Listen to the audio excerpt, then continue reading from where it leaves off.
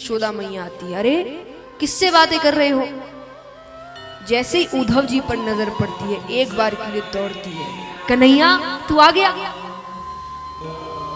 नंद बाबा कहते कन्हैया नहीं है, उसका मित्र है, संदेश लेकर आया है,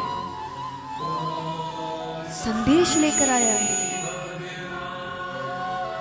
यशोदा मैया कहती बचपन में कन्हैया जब रोता था ना, मैं सारे काम छोड़कर उसको गोद में लेती थी कि वो रोए ना, काम बाद में होते रहेंगे पर वो रोए ना। आज उसकी माता कब से रो रही है, वो आ नहीं सकता, अपने मित्र को भेजा है। उद्धव जी कहते हैं यशोदा मैया से कि मैया कन्हैया को खुदगर्ज मत समझना, वो आप सबको बहुत याद करता है।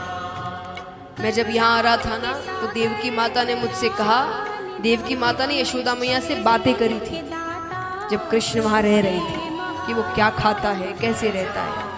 तो देवकी माता कहती है कि जाकर यशोदा से कहना कि धन्य है तेरे लालन पालन को, पर मेरे कुछ प्रश्न हैं। तुमने मुझसे कहा था तुम्हारा बेटा बहुत चंचल है, दिन भर भागता दौड़ता रहता है, घर के अंदर पैर ही नहीं रखता, पर यहाँ तो वो घर से बाहर पैर नहीं रखता। शरारतें करना तो दूर, मैंने तो आज तक कृष्ण को मुस्कुराते हुए नहीं देखा। कृष्ण मुस्कुराता कैसे है? तुमने कहा था तुम उसको दिन में 8 बार भोजन करवाती हो, वो खाने पीने का बड़ा शौकीन है, 8 बार। अरे यहाँ पर मैंने एक बार उसके लिए गौरस से बनी कोई मिठाई परोसी उसकी थाली में, जो वो थाली को हाथ जोड़कर बैठता था उस दिन थाली छोड़कर चला गया।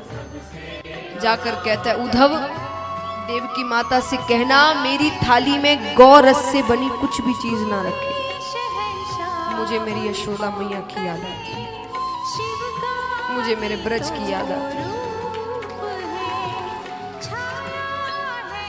इससे ज्यादा यशोदा मैया सुन ही ना सकी, मूर्छा को प्राप्त हो गई। नंद बाबा उनको कमरे में सुला देते हैं। नंद बाबा कहते हैं ये इतनी ही देर आराम करती है जब तक ये मूर्छा को प्राप्त हो, वरना ये पूरे ब्रज में पागलों की तरह घूमती है, हर घर जाती है। तुमने कृष्ण को देखा क्या? वो बहुत चोरियां करता है ना, तुम्हारे घर भी चोरी करी होगी, तुमने घर में रखा है क्या उसको? उसको वापस कर दो, मैं अपने घर पर बांध के रखूंगी उसको, वो किसी का नुकसान नहीं करेगा, मेरे बेटे को वापस कर दो। वृक्षों से पूछती है तुमने कृष्ण को देखा क्या? बहुत घूमता रहता है ना, उससे कहना उसकी माता उसे बहुत याद करती है। गोवर्धन पर्वत से कहती है तुमसे बहुत प्रेम करता था ना वो, तुम्हें मिले तो उसको कहना ना वो वापस लौट आए, मैं नहीं रह पा रही उसके बिना।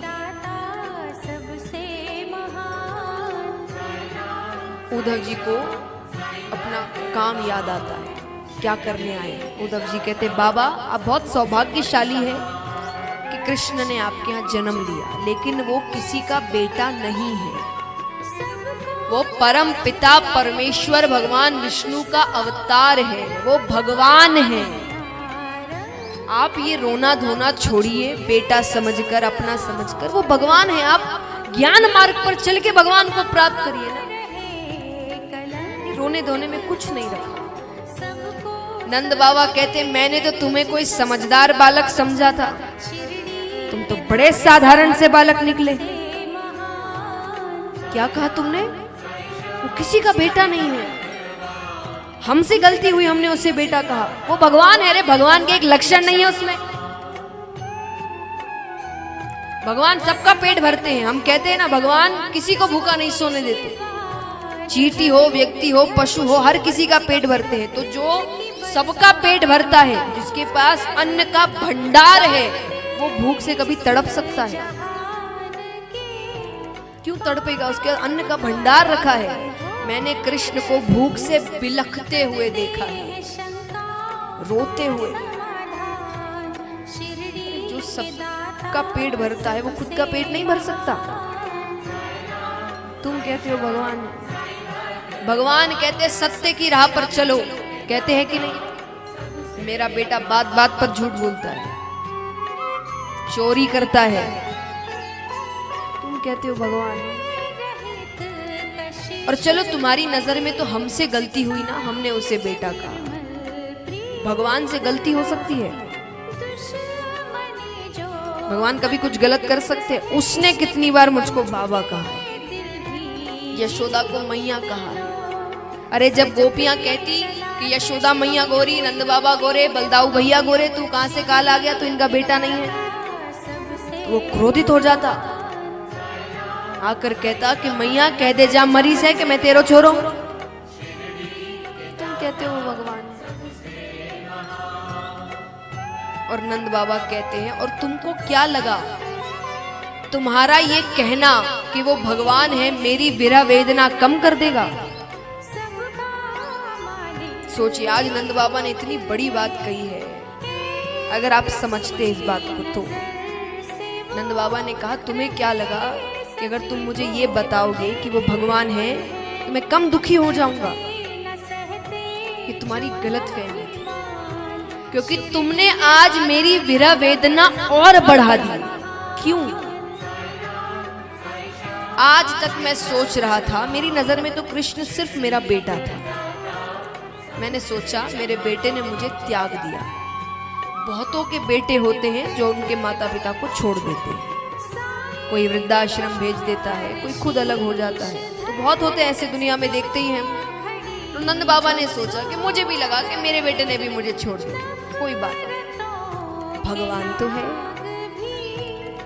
भगवान, आज हम कथाकार हैं या कोई भी व्यक्ति जो आपको कुछ समझाने आता है, हर कोई हम आपको क्या समझा रहे हैं कि आपका साथ कोई भी छोड़ सकता है, लेकिन भगवान नहीं छोड़ता। जब किसी का सहारा नहीं होता तब नंद बाबा कहते मैं तो इसी बात पर जी रहा था, सब छोड़ सकते हैं पर भगवान, पर तुमने मुझको क्या बता दिया कि भगवान मेरा घर छोड़कर चले गए, भगवान मुझे छोड़कर चले गए। अब मैं किसके सहारे जीऊं? अब कौन है मेरी उम्मीद, कौन है मेरा सहारा? अब तो मुझे जीवन जीना भी सही नहीं लग रहा, क्योंकि अभी तक तो उसी के सहारे जी रहा था कि वो सब ठीक कर देगा, वो तो मेरे पास है, वो तो मेरा अपना है। पर तुमने मुझे बता दिया कि जो मेरा घर कर छोड़ कर गया था वो एक साधारण बेटा नहीं था, वो भगवान था। भगवान ने मुझे आज त्याग दिया। ये क्या कह दिया तुमने? उद्धव जी को उत्तर नहीं मिल रहा, क्या कहे? हर ज्ञानी यही जवाब देता है। भगवान पर आपको भरोसा दिलाने का अर्थ ही ये वाक्य होता है कि दुनिया में आपको कोई भी छोड़ सकता है पर भगवान नहीं छोड़ सकते। पर आज उद्धव जी की बातें बता रही है कि भगवान नंद बाबा को छोड़कर चले गए। क्या जवाब दे उद्धव जी? कुछ जवाब नहीं, उठकर चले जाते हैं। थोड़ी दूर जाते हैं, कुछ गोपियां बैठी थी, आपस में बातें कर रही। गोपियां कहती अरे ये सोने का रथ किसका है? दूसरी गोपी ने कहा तुम्हें याद नहीं, वो अक्रूर आया था कृष्ण को लेने, इसी रथ में तो आया था। तो बोले अब क्या लेने आया है? बोले तुमको पता है ना कंस की मृत्यु हुई है, तो उसका श्राद्ध है, मांस लेने आया होगा। श्राद्ध में मांस कौन परोसता है? अरे दैत्यों के श्राद्ध में मांस ही परोसा जाता है। तो बोले परोसा भी जाता होगा तो मांस यहाँ कहाँ मिलता है? यहाँ तो हम दूध दही माखन बेचते हैं। बोले ये मथुरावासी बड़े होशियार हैं, इनको पता है कि कृष्ण के जाने के बाद ब्रज में सब मृत घूम रहे हैं, ये वृंदावन नहीं शमशान घाट बन गया है, किसी के अंदर प्राण नहीं है मान। और इन्होंने तो अपने स्वाद का भी ध्यान रखा है। कहते हैं जो प्रेमी होते हैं उनका हृदय बहुत मीठा होता है, और इनको तो हमारे हृदय को पकाने की भी जरूरत है, क्योंकि वो कृष्ण विरह वेदना में पहले ही इतना जल चुका है। दूसरी गोपी ने कहा तो वो हृदय मांगेंगे तो तुम दे दोगी? बोले क्यों नहीं? अरे मामा के श्राद्ध में भांजा भी तो होगा,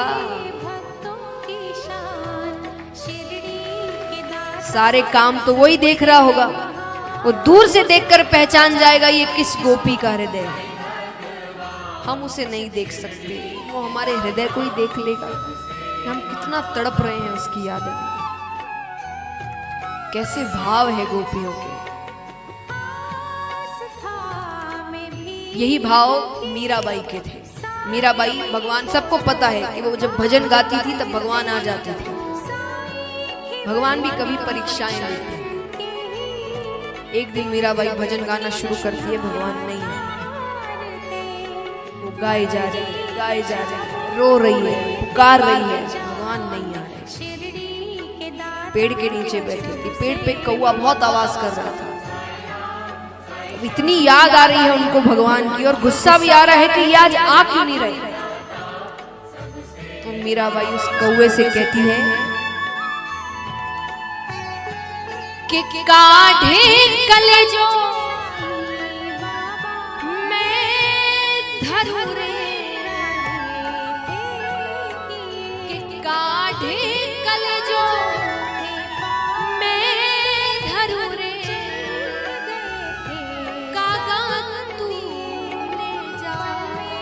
तुझे बहुत भूख लगी है इसलिए आवाज कर रहा है ना, मैं अपना कलेजा निकाल कर देती हूँ खाने, पर यहाँ मत खाना। कहाँ पर खाना? कि काढ़े कलेजो मैं धरू रे, कागा तू ले जा। और जाते सामारो पिया बसे, वो देखे तू खा। कि जाते सामारो पिया बसे, वो देखे। तो यहाँ मत खाना, जहाँ मेरे प्रियतम रहते हो वहां ले जाकर उनके सामने कुरेद कुरेद कर खाना, उसको पता चले पीड़ा क्या होती है।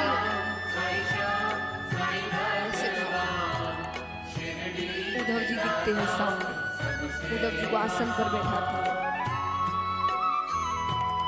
समझ जाती है भेजा तो कृष्ण ने ही। उद्धव जी बैठते हैं, गोपियां कहती है आपको कृष्ण ने भेजा है। बोले हाँ। तुम्हें कैसे पता? बोले ये पीताम्बर उन्होंने पहनाया है, ये कुंडल, ये मुकुट, ये सब उन्होंने दिए हैं। बोले हाँ। तुम्हें कैसे पता? बोले इसकी सुगंध नहीं भूल सकते ना। गोपियां कहती अपना ऐश्वर्य दिखा रहे हैं, इतनी सोने की चीजें पहना कर भेजे हैं, क्या दिखाना चाहते हैं? राजा बन गए हैं। भगवान उद्धव जी कहते इतना क्रोधित होने की क्या बात है, मैं कुछ संदेश लेकर आया हूं तुम्हारे लिए, कुछ समझाने आया हूं। गोपियां कहते समझाइए। उद्धव जी कहते हैं ये रोना धोना छोड़ो, इस प्रेम में कुछ नहीं रखा, ज्ञान मार्ग पर चलो, अपने मन को, अपने दिल को ज्ञान मार्ग पर लगाओ। गोपियां कहती है बड़े ज्ञानी है ना आप उद्धव जी? बोले हाँ। बोले बृहस्पति जी से विद्या प्राप्त की है? बोले हाँ। बोले इतनी विद्या तो प्राप्त करी होगी कि एक शरीर में कितने दिल होते हैं? कितने होते हैं बताइए?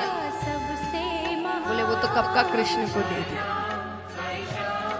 अब कौन से मन को ज्ञान पर लगाए? जब मन होगा तब लगाएंगे, मन तो उसके पास रखा है। अरे उद्धव जी कहते हैं ये प्रेम की बातें करने से कुछ होना जाना नहीं है। तो बोले अच्छा, तो ज्ञान की बातें करने से क्या होगा? अरे बोले ज्ञान मार्ग पर चलोगी तो कल्याण होगा। बोले कल्याण से क्या होगा? बोले स्वर्ग मिलेगा। तो बोले ठोकर मारते हैं ऐसे स्वर्ग को हम। जो कृष्ण प्रेम से दूर कर दे ऐसे स्वर्ग को ठोकर मारते हैं। और जो प्रेम हमें नरक में ले जाएगा, अगर नरक भी ले जाए कृष्ण का प्रेम, तो हम जन्मों तक नरक में रहने को तैयार। कृष्ण प्रेम से तो दूर नहीं। गोपियां कहती इतनी मुश्किल से तो हमने उसमें प्रेम रस भरा है, आप फिर से उनको रूखा सूखा बनाने पर तुले हुए। विचार करिए, आज हर ज्ञानी चाहेगा वो स्वर्ग जाए, लेकिन यहाँ गोपियों ने कृष्ण प्रेम के लिए, वो कहती है वो जन्मों नरक में रहने को तैयार, बस कृष्ण का प्रेम मिल जाए। उद्धव जी कहते हैं अभी तो कह रही थी कि राजा बन गए हैं, ऐश्वर्य दिखा रहे हैं, अब कहती हो कि कृष्ण प्रेम के लिए नरक रहने को तैयार है, उसकी बातें तुमसे खत्म नहीं होती। गोपियां कहती यही तो प्रेम की रीत है, कार्य को छोड़ो जा सके पर कार्य की कथा ना छोड़ी जाए।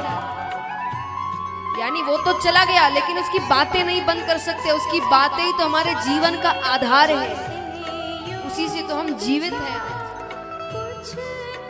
और गोपियां कहती आपको हमारी बातें समझ नहीं आएंगी, आपको अटपटी लगेगी, क्या पागलों वाली हरकतें कर रही हैं, किसी को ही नहीं आती और हमें किसी को समझाना भी नहीं, क्योंकि हमारी बातें या तो हम समझते हैं या तो हम समझते हैं या तो कृष्ण समझते हैं। गोपियां कहती है क्या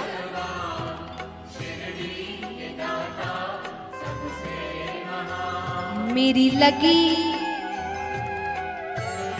ओ मेरी लगी शाम संग प्रीत ये दुनिया, मेरी लगी शाम संग प्रीत